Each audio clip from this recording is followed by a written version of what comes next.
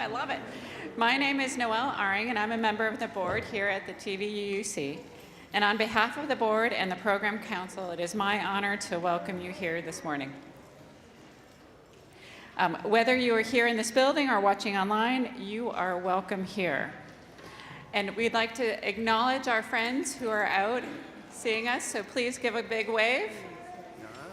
Whoever you are, wherever you are from, and wherever you are on your journey, you are welcome here. All of you is a sacred, and all of who you are is welcome. So if you would like information about our church, please fill out the visitor card that's in the front pouch of these fun little chairs. Or you could look on our website at tvuc.org and select Stay in Touch, and you'll get our newsletter. If you are visiting with small children, we invite you to sit up front where it's easier for your little ones to see what's going on. And as you can see, we already have some congregation of youth over there. Please don't feel that you have to keep them still or quiet. We welcome here everyone, including all the wiggles and giggles from both adults and youth. If you do need to step out with your child for a moment, there is a room called the E.E. Cummings room, which is actually over to the side here. And it is enclosed at the back of the sanctuary where you can see and still hear the service. But do not feel like you have to use it, because as we said before, all are welcome here. If you are interested in classes for your children here at TVUC, please visit our religious exploration table in the art gallery of the lobby, where I believe we'll have Catherine out there, and is staffing the table to answer any questions. And actually, very many of us are part of the RE program, and we'd be happy to answer them as well. You can also find out more information on our website, specifically looking at the RE programs. We're going to move into a few announcements, and we have some welcome guests who are going to do their own announcements. The first group is from our middle school youth group, so let's welcome them.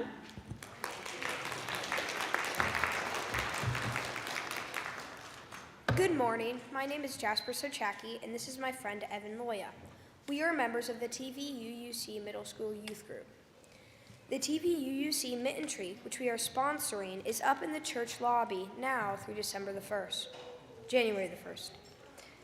Please decorate the tree with donated warm accessories such as mittens, scarves, hats, and gloves. Donations will be collected by members of the middle school youth group and taken to the Volunteer Ministry Center and Bridge Refugee Services, where they will be passed on to members of our community in need of warmth. Thank you for those who have already donated. Please help us share the warmth this holiday season by donating warm accessories to the TVUUC Mitten Tree.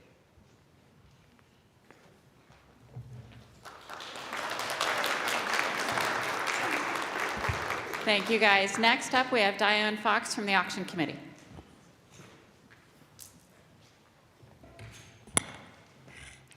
Hi, everybody. The auction ended last night for the bidding, and we made $18,065. The auction reopens at 3 o'clock today for any unsold items. They will be at a fixed price, so if you want them, maybe you would look at them today and tomorrow, because it's a first come, first serve on that. It's not bidding. Let me see what else I need to say. The final day of the auction is December 15th, which is next Sunday. Then it will be gone. Right now there are 61 unsold items, so there are places at people's tables that are available, and other services and things. So please continue to bid on the auction, and thank you so much to everyone who donated and everyone that bid. We very much appreciate it.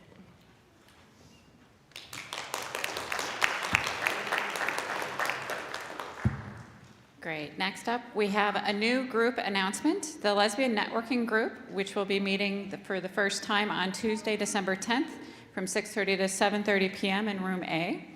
They will be meeting in the second Tuesday of each month going forward. Please reach out to Crystal Bradshaw if you have any questions.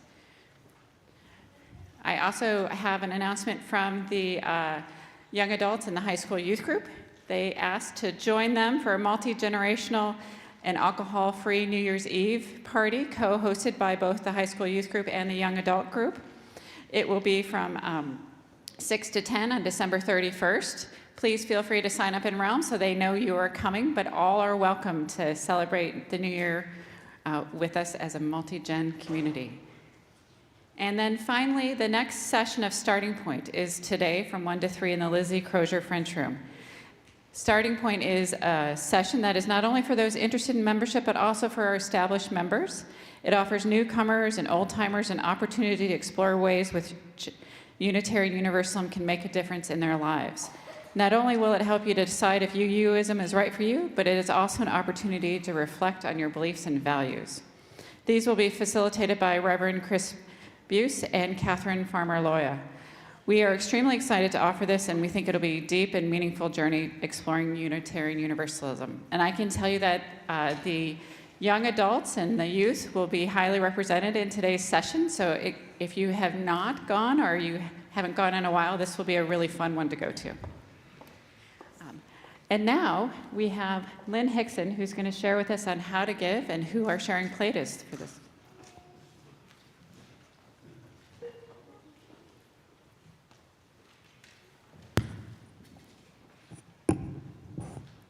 Good morning. Today is a Share the Plate Sunday, so half of what you give today will be given to Knox Pride. You probably know Knox Pride is the organization that coordinates the annual Pride Festival and Parade, but they are so much more. The Knox Pride Center is a place for people to find a home base in the Knoxville LGBTQ community and beyond. They offer resources, referrals, and services, host events and meetings, and allow other groups to come in and use the space as a gathering center for their cause.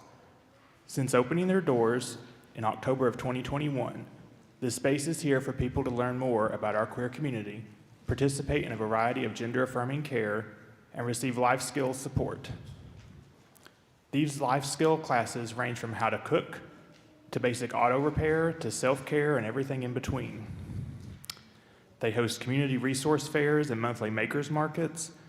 They offer a no questions asked, no paperwork or ID required food pantry, as well as a thrift store offering everything from casual clothing to business wear.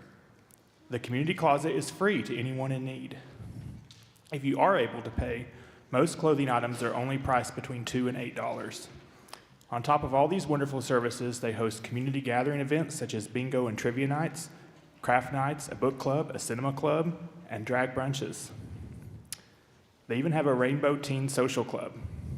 15-year-old Lynn would have loved to have had such a community.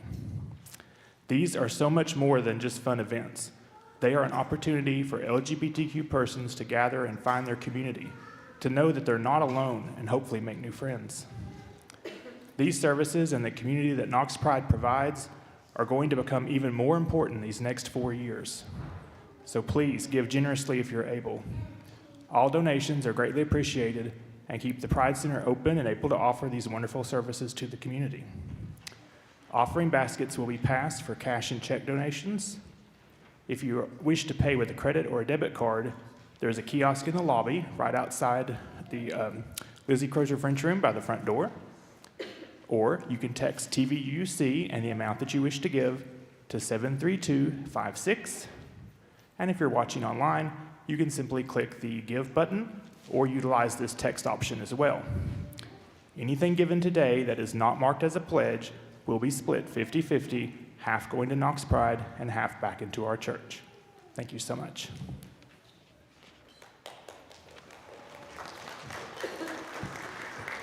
Yes, thank you, Lynn. And I just want to add, for many of you who do not know, our family definitely identifies in the LGBT space, and we have used many of the resources from Knox Pride. It was one of the first places that welcomed us when we first moved to Tennessee.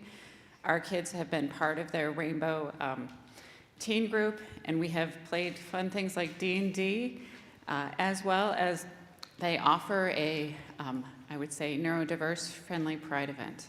They're definitely a welcoming group that our family has definitely benefited from, so please Give generously. After the service, please join us for coffee and conversation in the fellowship hall. If you're visiting and would like a tour of the building or have questions about the church, look for me there, or quite frankly, any other member would be welcome to show you around too, because we are a welcoming community. And I'm happy to show you around. But before we begin the service, I would like to share these words of welcome, and I'm actually going to skip some of them, partly because we've had so many announcements and I don't want to keep us too long. But again, what I want to reiterate is how our community really is a welcoming environment. All of you who are here, every piece of you is welcomed and honored in this space.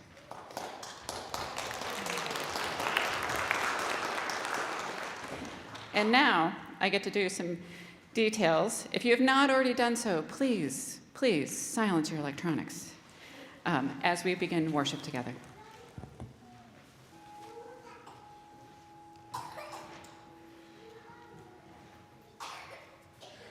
Gustav Holst composed the planets as representations of the Roman gods and their associated astrological influences. In this case, Jupiter, as the bringer of jollity, symbolizes joy, exuberance, and benevolent leadership. Today's astronomy supports this metaphor with the knowledge that the Jovian system contains at least 95 moons, as well as rings, asteroids, and thousands of smaller objects.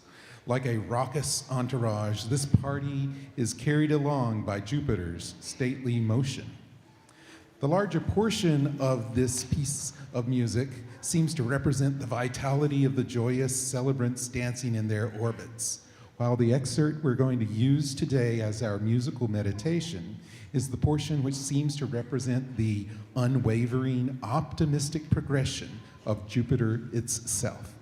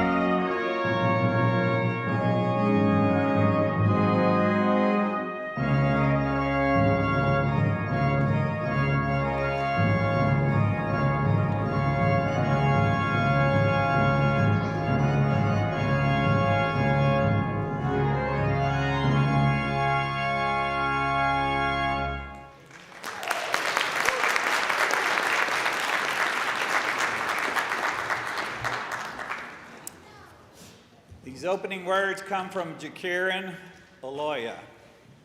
We light this chalice here in the darkness of winter as we wait. This temporary space is one filled with the prayers to be answered, love to be given and received, miracles to be witnessed. We kindle this light to guide us until the light of the sun returns. Come, let us worship together.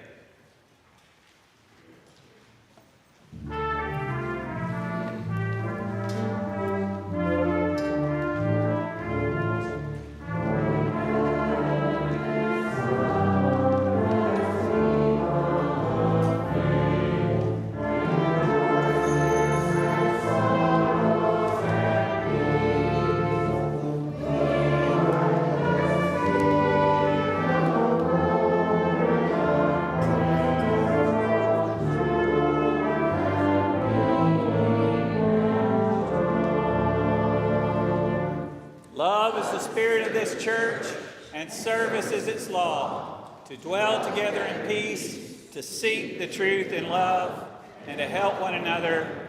This is our great covenant. There's a joke that says, why do Unitarians sing so badly? Because they're looking 2 lines ahead to see if they agree with the words. This is one of those hymns. The music was written by Gustav Holst. He meant it to be something bigger than nationalism, something more universal and human, and yet others put lyrics that were very nationalistic to his hymn. So we are going to read, we're going to sing this song, but I don't expect everyone to agree with every word, and we will reflect on it later in the sermon.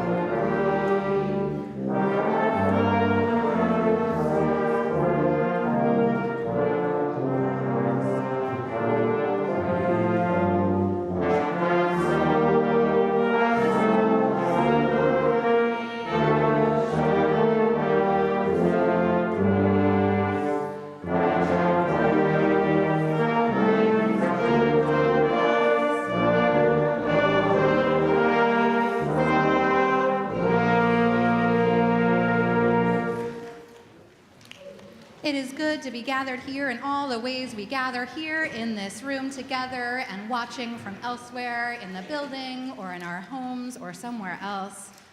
I'm glad to be here with all of us. And I have a story to share this morning, which is a very old story.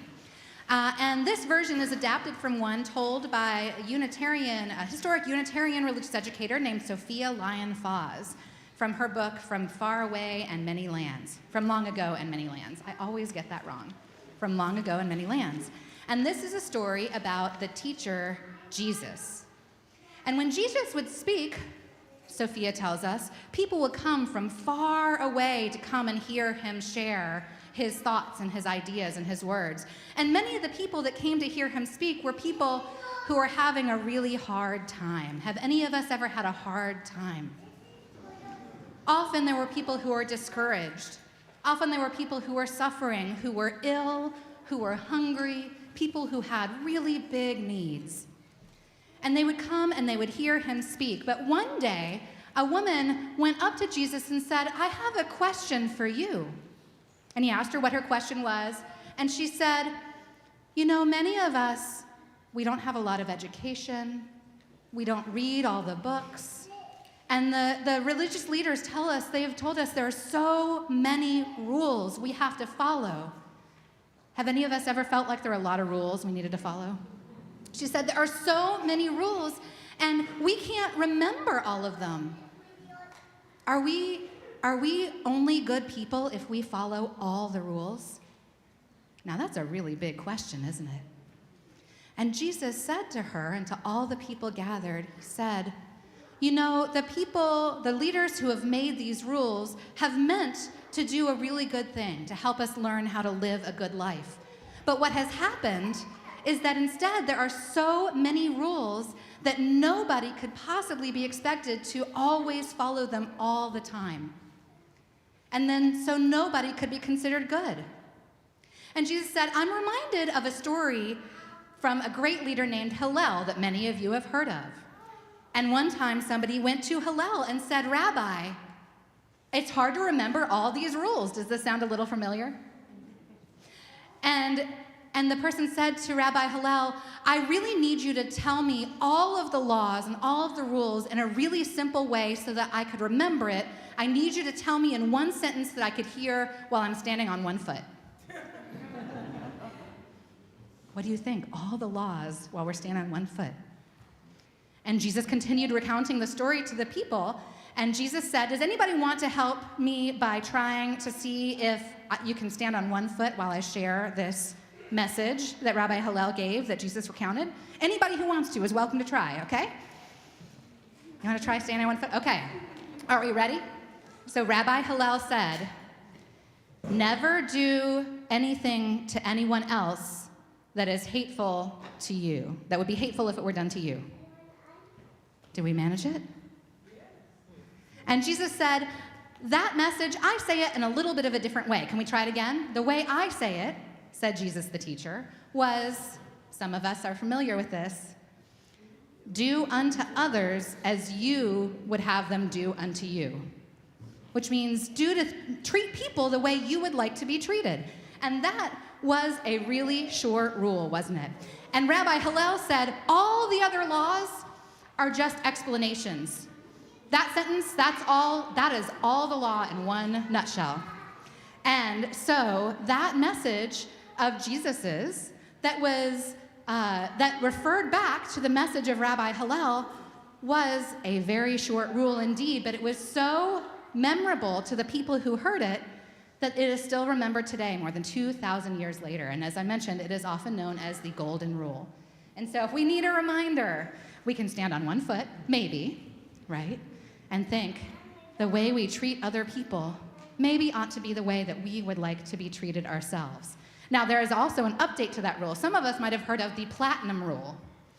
And that is, do unto others as they wish to be done unto. So treat others the way they want to be treated. Sometimes the way we want to be treated might be different than the way somebody else want to be treated. But that is another story for another time. So thank you this morning. We are going to head to those of us who are heading to our religious exploration spaces are going to head out as we sing our recessional. Thank you.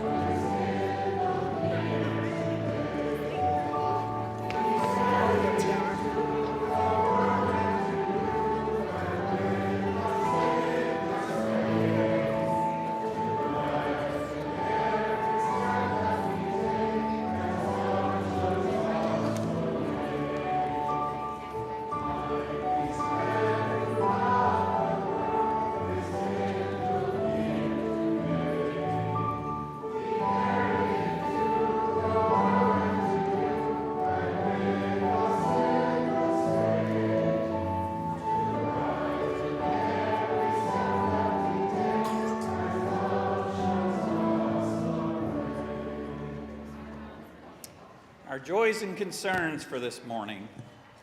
Betty Kidd's brother, Mark Kidd, is having hip replacement surgery, which is part of his long process of recovering from a car accident. But she wanted to thank everyone for their thoughts and prayers, and for Suzanne Brown and Marie Illingworth, who have provided helpful equipment for his recovery. Kate Benson is recovering nicely from cataract surgery, with a second one scheduled early next year.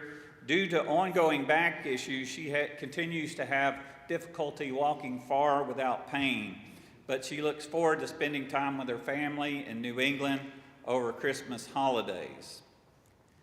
Tamala Wells, who grew up here at our church in the 60s and 70s, is delighted to share that your efforts and many others to help with hurricane relief were wildly successful, and she is so grateful for your support in helping to replace her loss of income through jewelry sales, as she lived in Asheville and was affected by the flood.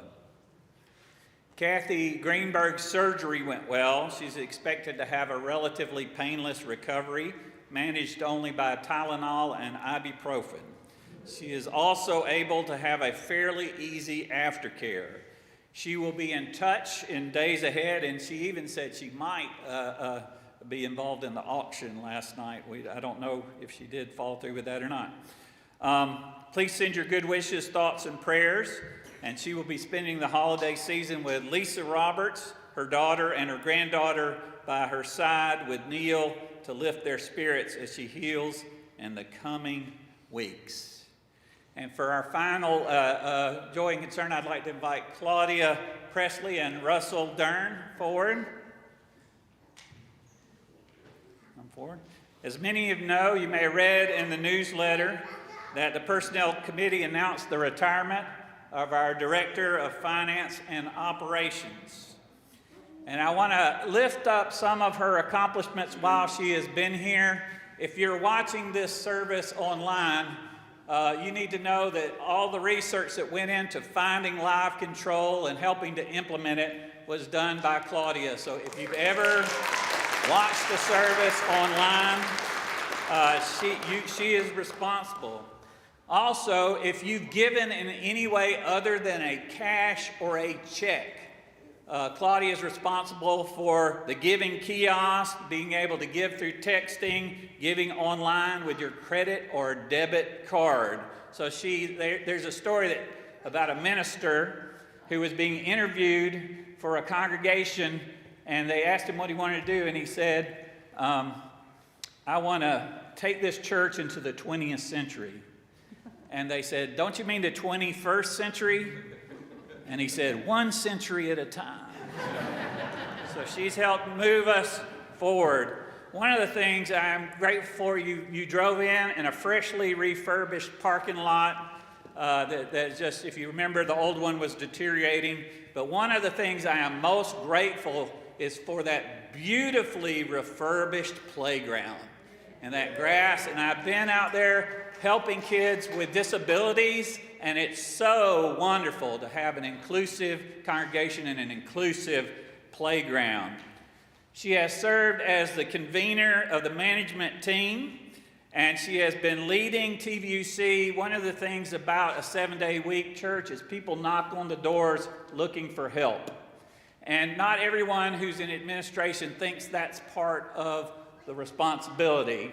But she has worked with the whole staff team to make sure that we can help people find what they need, the services they need, working with other community organizations. And I think that was part of the emphasis that led to the free food pantry, to be a church for all people at all stages of life. She has also significantly reduced, this may be hard to believe, she's also significantly reduced the number of conflicts in this congregation. I often say that she deserves the Nobel Peace Prize for conflicts that didn't happen. I've known her to see a post on social media and get in her car and drive to Panera Bread to try to resolve a conflict while it was just a spark. She works with rental groups, hiring sextons, negotiating and allocating space with our groups, scheduling meetings, overseeing the calendar, and managing, and you wouldn't think this was a thing, intergroup rivalries for space. So I'll always remember before Claudia the argument between the Girl Scouts and the auction committee. That was what. So that conflict never happened. She has done a great job managing payroll, health insurance, and other benefits. There were no late paychecks in her watch, and somebody who's worked for congregations where volunteers did that role, you know, whether you got your check on time was an open question. At last, I want to say that Heather Finney, our last administrator, got many awards from her corporate job in America and had many impressive accomplishments. But in her exit interview, she said, what this church wants from this position is ministry. Someone who's going to put ministry into administration. And that's what you've done. And speaking personally, and that's one of the reasons why I wanted Russell up here on the stage, when I got my diagnosis with stage 4 cancer, Russell was the one who took me to the biopsy. I had to find someone whose impeccable ability to keep confidentiality and to hold trust and to have important information and keep it. And you've had financial records, and you've had pastoral care information, including my own pastoral care information, and you've kept it with great confidentiality and great care, and y'all are a team. Y'all are a team. That is a 2-for-1 arrangement. So let me just say, will be more tributes to come. But I want to say I love you dearly, and I have so much respect for the experience you brought to this church, and thank you so much for your service.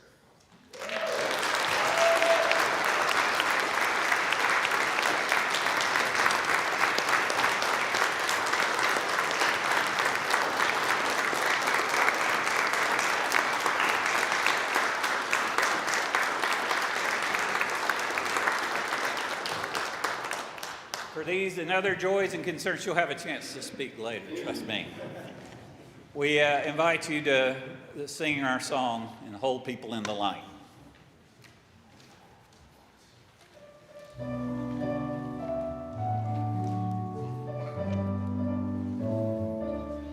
We are sending you light to heal you, to hold you. We are sending you light to hold you in love. We are sending you light to heal you, to hold you. We are sending you light to hold you with love. I'm making an executive ministry decision to skip the reading and go to our responsive reading. Trust me, it's a good reading that can be used for multiple occasions. So you will get to hear The Art of Happiness by Dalai Lama. But now I invite you to turn to responsive reading 602. These words come from the Tao Te Ching of the Chinese philosophical tradition.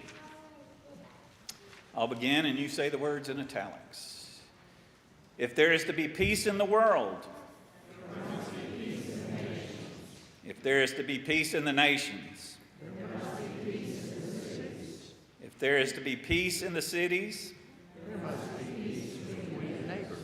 if there is to be peace between neighbors, if there is to be peace in the home,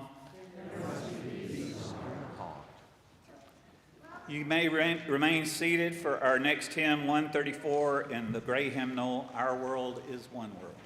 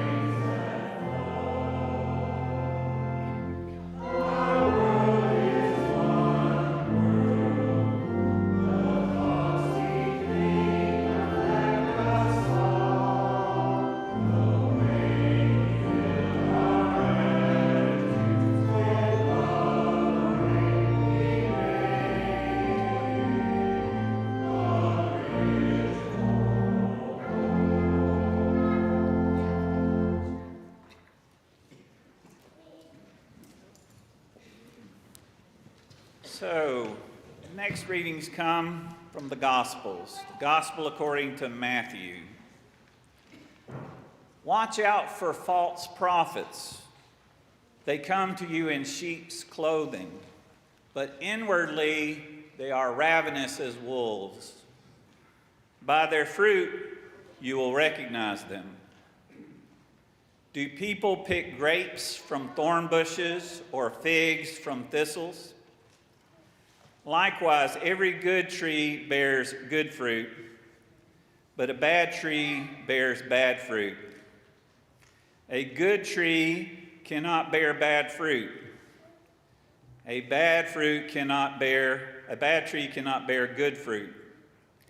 Every tree that does not bear good fruit is cut down and thrown into the fire. Thus, by their fruit, you will know them.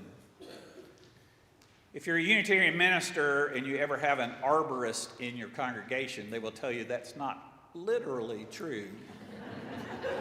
That there is a spectrum, and that some trees that may be bad in some areas might produce good and fruit in others.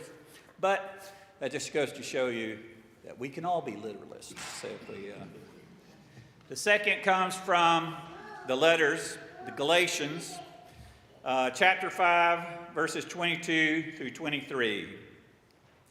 The fruit of the Spirit is love, joy, peace, forbearance, kindness, goodness, faithfulness, gentleness, and self-control.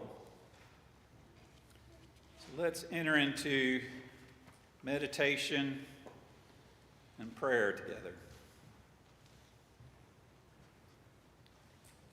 Holy One, known by many names, you make your presence known to us in the sunshine of winter, in the dance of a flame, in the lingering embrace of those we trust. Help us to bear fruit, to be fruitful. Grab our attention. Seize us with the brightness of the day, with the miracles of life itself, that we might be filled with new passion, new resolve, heeding your quiet call to take the next step. Let's take a moment of stillness to listen for that quiet call.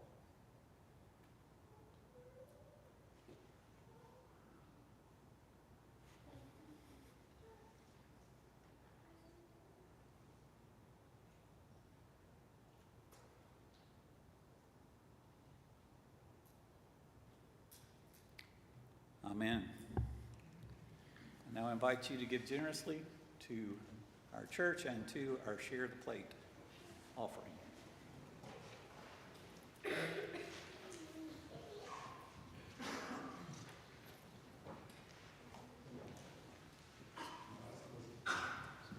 Hello. Modest Mussorgsky is a Russian composer who was part of a group called the Mighty Fistful. They were nationalistic composers, and they sought to elevate their folk music to the level of art music. And this is part of a collection called Pictures at an Exhibition. It was based on a picture, this particular one was based on a painting by a friend of his about the Great Gate in Kyiv.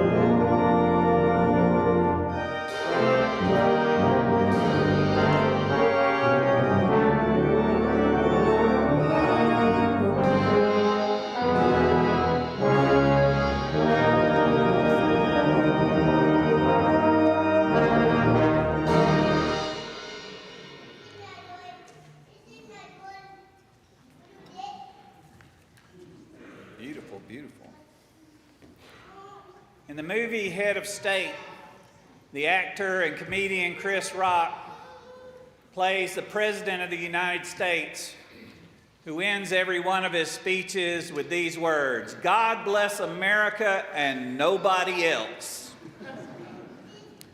Now, when I was growing up in the Episcopal Church, I kind of took for granted that there was an American flag in the corner of the sanctuary during worship services. And I probably took it for granted because the American flag was in all the classrooms of schools that I attended. But I will say, when I was an exchange student in England and walked into an Anglican church and saw Union Jacks flying in lots of different places inside the sanctuary, I had a feeling of being foreign. I had a feeling of wondering, or really feeling like this was not a house of prayer for all people, but sort of a monument to the British Empire. A message that seemed to say, without words, that Britain is for the British only. Now, one can debate whether these messages of exclusion are intentional or unintentional. However, this morning I want to talk about how the combination of religion and nationalism can distort religion. Religion often comes out on the losing side of that partnership. The combination of religion and nationalism can limit our spiritual growth and our efforts to work for a world community that honors the inherent worth and dignity of every person. Now, religious nationalism is an international phenomenon. In America, it takes the form of Christian nationalism. In India, it takes the form of Hindu nationalism. In Sri Lanka, it takes the form of Buddhist nationalism. In Israel, it is Jewish nationalism. In Iran, it is Muslim nationalism.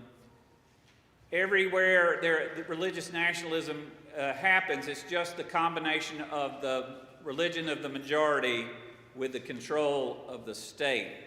And religion often suffers from that merger. Now, in the 19th century, the Frederick Douglass escaped from slavery in the South and became an abolitionist in the North. And he condemned every form of religious nationalism that claimed that God blessed slavery, that God blessed oppression. Frederick Douglass declared with words that still have power today, he said, "Between the Christianity of this land and the Christianity of Christ, I recognize the widest possible difference. So wide that to receive one as good, pure, and holy is of necessity to reject the other as bad, corrupt, and wicked. To be the friend of one is of necessity be the enemy of the other. I love the peaceful, pure, impartial Christianity of Christ.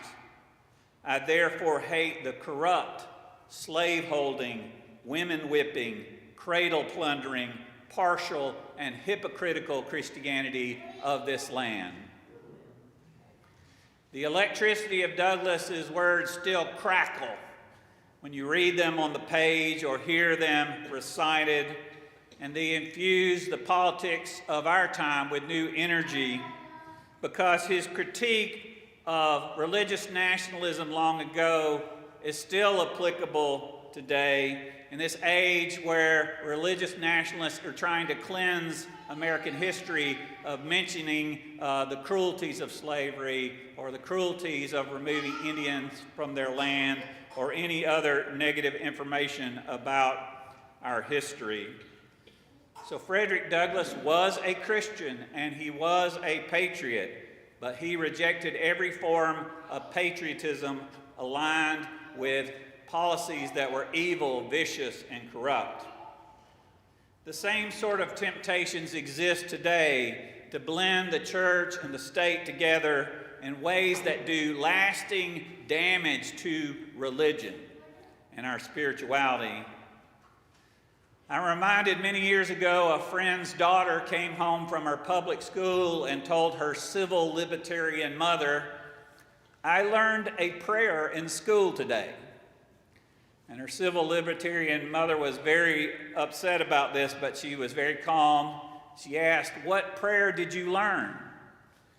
And the daughter said very reverently and very quietly, "I pledge the allegiance to the flag of the United States of America and to the republic for which it stands, one nation, under God, indivisible." Now, you and I know this isn't a prayer, but for a small child, the line between a pledge and a prayer may be non-existent, blurring the line between God and government, blurring the line between church and state. Instead of rendering unto Caesar's what is Caesar's and rendering unto the Lord what is the Lord's, there is a theocracy where the government speaks or claims to speak with the voice of God. This is why James Madison, one of the principal authors of the American Constitution, who advocated for the separation of church and state, declared, "Religion and government will exist in greater purity the less they are mixed together." Earlier in the service, we sang an English patriotic song, "I Vow to Thee, My Country." As I mentioned, the composer of the music was kind of upset by that choice of words. But here, I want to read these lyrics and reflect on them.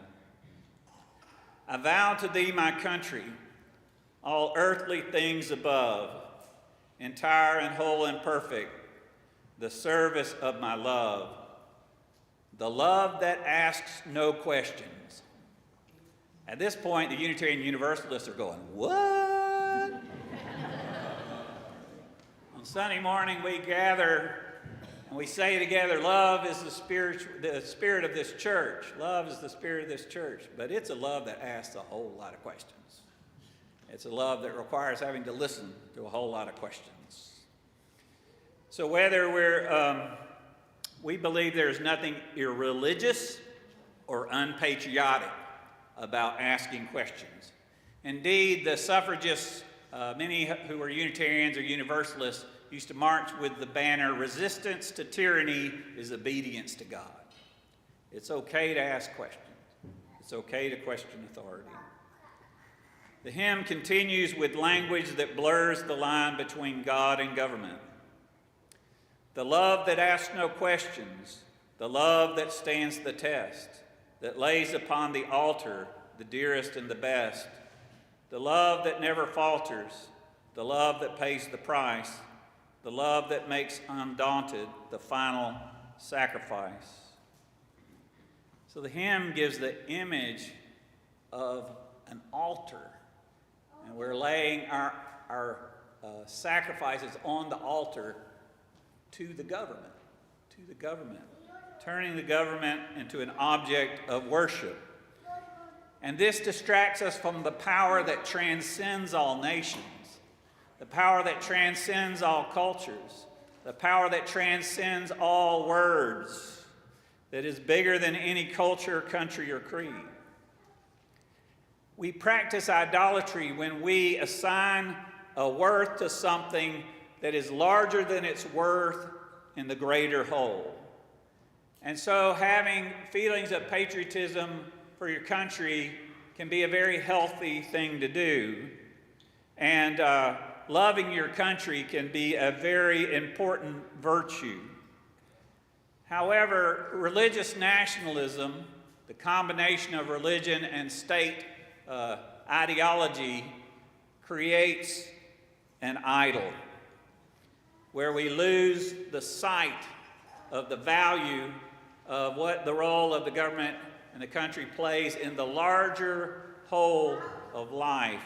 And we know we are practicing this idolatry when we say in word or deed, "God bless America," and "nobody else. As Rabbi Hillel once observed, if I am not for myself, who will be? But if I am only for myself, what am I? The deepest forms of religion encourage us to be not only for ourselves, but for others. Thus, we must repudiate all efforts, all forms of religion and politics that ask us to be only for ourselves. The theology of bombing the village in order to save it. Reject that as idolatry. The teachings of Jesus founded in the Sermon on the Mount are all about peace. Blessed are the peacemakers, for they shall be called the children of God. Love your enemies. Bless those that curse you. If someone slaps you on one cheek, turn to them the other also.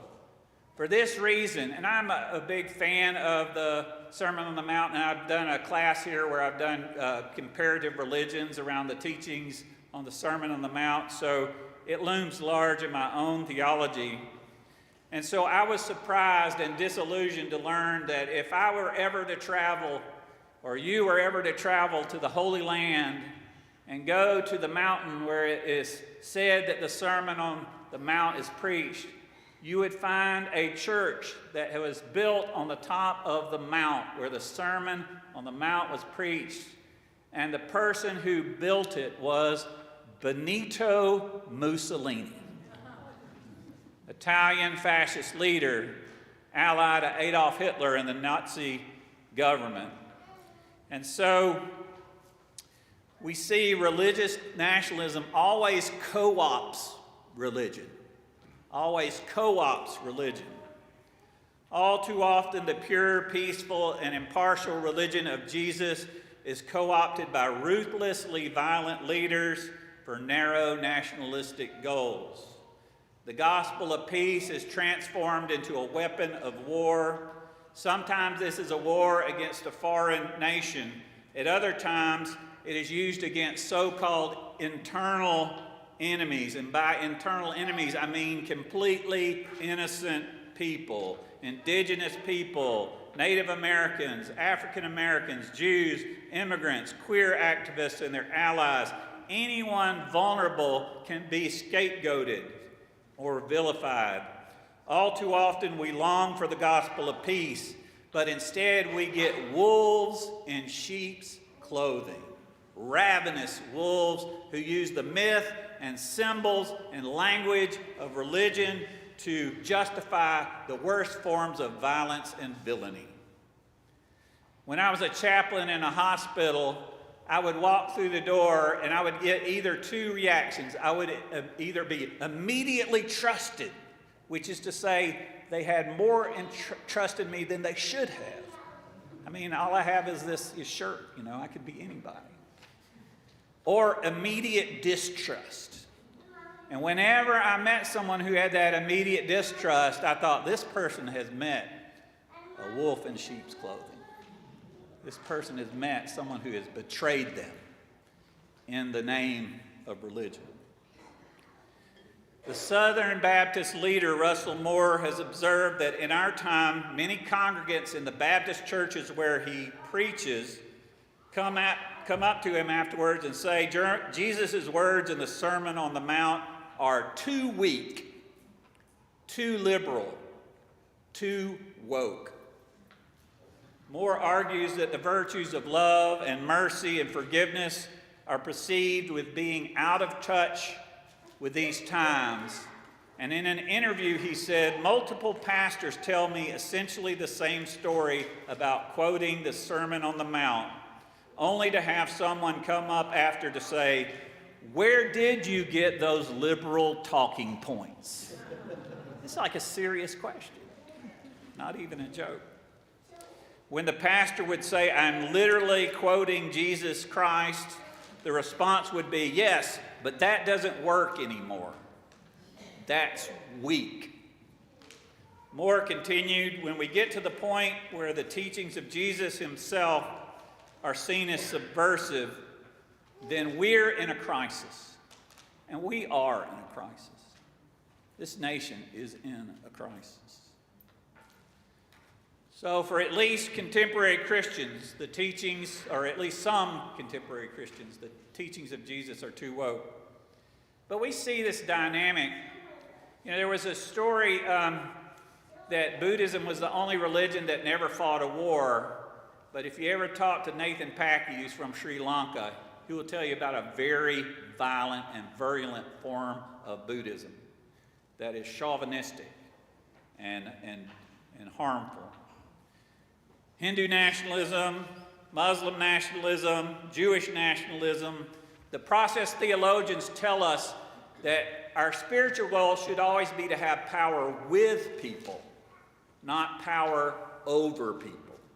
And religious nationalism is always about imposing order on people, imposing hegemony on people. It is always about imposing a worldview on others. The politics of domination and division, the politics of ravenous wolves dressed in sheep clothing. So this week I went down to Atlanta to celebrate that Duncan Teague, a former ministerial intern, is now a fully fellowshipped Unitarian Universalist minister, and he has started a church, Abundant Love, in the neighborhood where Martin Luther King went to college, and Maya Angelou studied, and so many other people. We got Spelman College, we got Atlanta University, where the College of Social Work is named after a Unitarian, Whitney Young. And so we helped make that happen.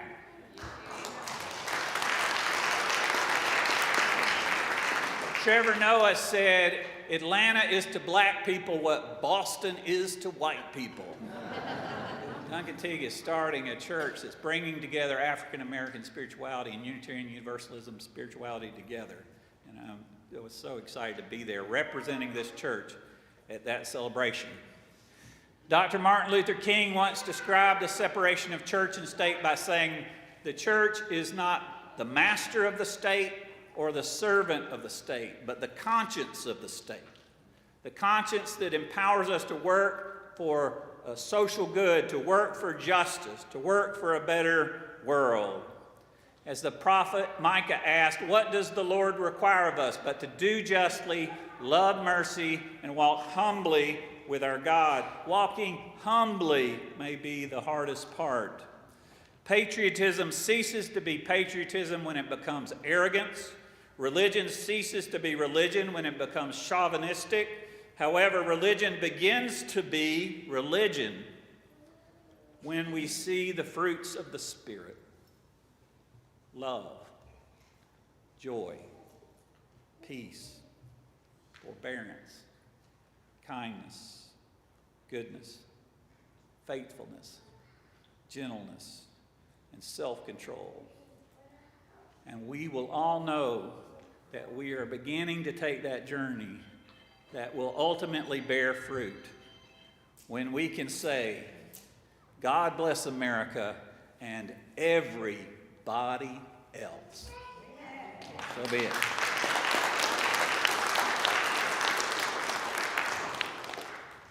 You may rise in body or spirit for our closing hymn, 159 in the gray hymnal, This Is My Song.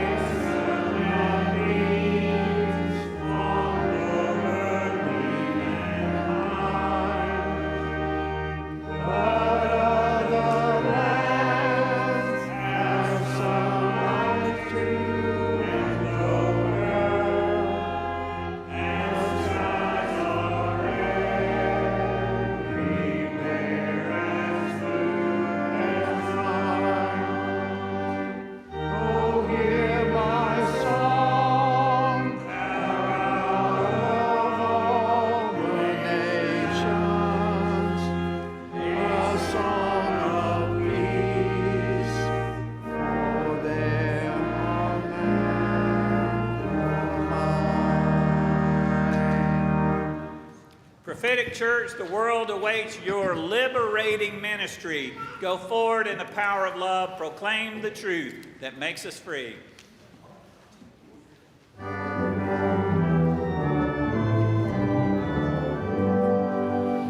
Let people living in all lands declare that fear and hate are done. Rise above differences and stand in love and understanding one.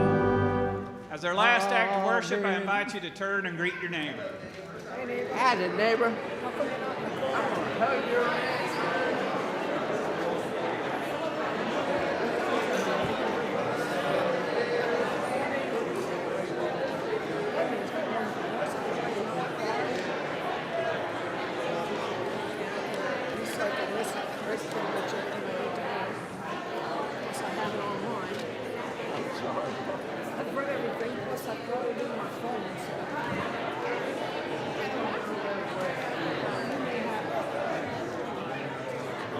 Kenny from South Florida.